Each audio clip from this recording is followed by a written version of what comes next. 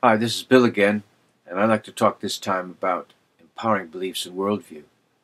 Most of us have the experience of living large tracts of our life, sometimes decades, on what could be called automatic pilot, and going through the routines of life. All our goals are short term and to do with practical things in relation to our immediate environment. All this talk of destiny and of major change and of spirituality begins to enter the whole scene, I think, only when you find yourself in transition and are forced by circumstance or something else to leave your current set of certainties.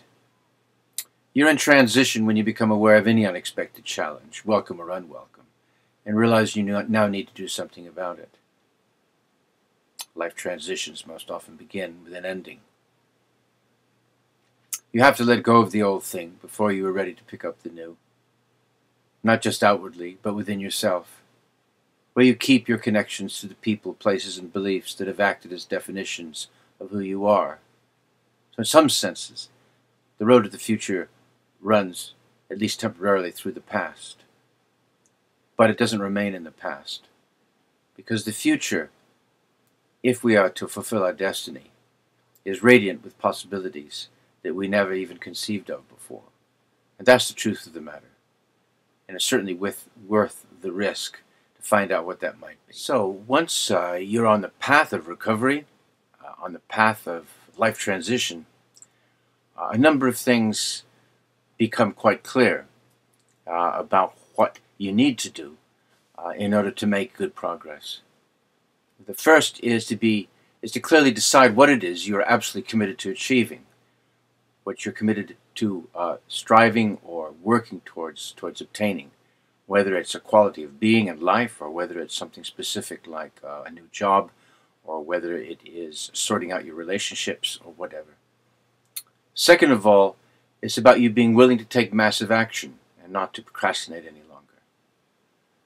And the third would be you noticing what's actually working or not working as you begin to put various plans into action, and being willing to change course even if that's what's required, to try another approach.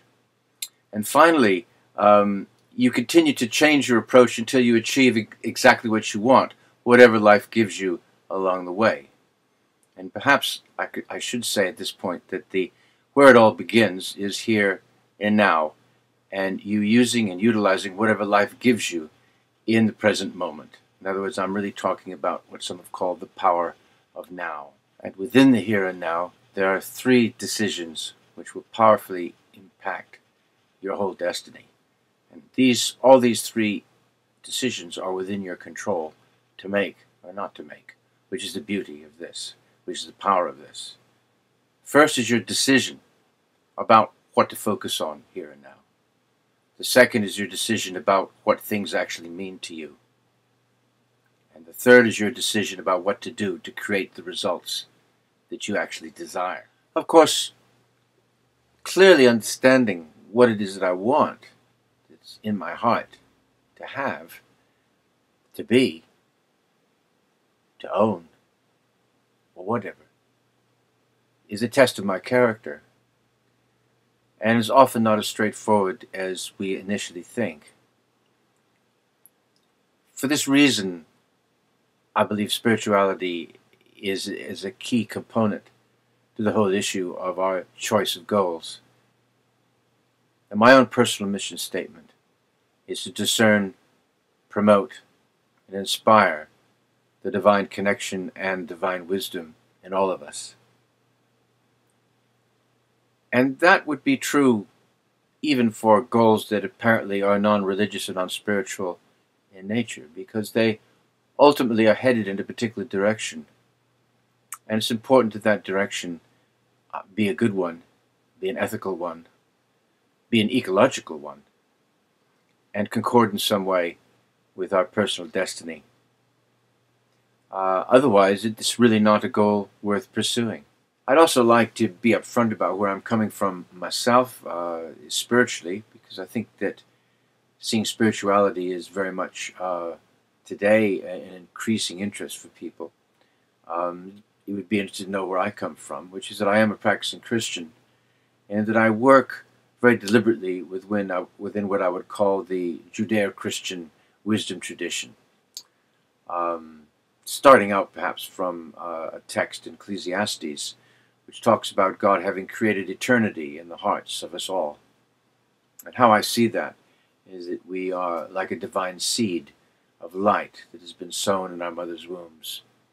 A seed that grows and becomes brighter as it grows and needs to be protected and nourished, because out of that comes our destiny, the choice that we make of vocation, the particular spiritual path that we choose, which, if it's the right one for us, involves increasing light and increasing effectiveness in what we do, until we do discover, as I have suggested before, that what we love doing most and what we ought to be doing are exactly the same thing. But having said that, and being upfront about my own starting point, my own worldview, and some may feel that's a bit of a wild and crazy place for a coach to begin from, I want to make it clear that most of my clients are not practicing Christians, but are people of no faith in particular, or of other faiths, and that's absolutely fine for me. And the reason is that I practice my Christian faith within the context of the 12 steps of Alcoholics Anonymous and Narcotics Anonymous. And I coach very much in the spirit of step 11, which says we sought through prayer and meditation to improve our conscious contact with God as we understood Him, praying only for the knowledge of His will for us and the power to carry that out. Now, this is true even if there's no explicit spiritual agenda, which is also sometimes the case. And I'm really happy to work with people who simply are struggling at work and are wanting to find their vocation in life and those kinds of things, even though anything to do with religion is not a part of that. Again, that's absolutely fine, because I try to take the long view of things, which is that ultimately all that we do is spiritually connected. And sometimes it takes people some time to realize that. But I feel no sense of haste in trying to sort of get people to see that, because I think it's really important that people make their own discoveries and undertake their own learnings in a very self-directed sort of way. I asked a client of mine, I think this was his next to the last session with me, what he felt was the one thing that was going to ensure that he be successful in what he was planning to do. And he looked me right in the eye and said, with a smile, "Perseverance," he said. "Definitely perseverance." And that shows that my friend really understood the nature of change. Discovering and living out of your life vision will involve episodes of, dare I call it, transitional instability, as well as ongoing changes in personal identity. But it's worth it, because the life that you meant to have, the life that you could have, is actually much more than the life you have at the moment. You won't see that until you yourself are going through a period of transition. But that's the time in which real vision begins to be released and seen. Anyway, thanks a lot. Speak to you again soon. Bye.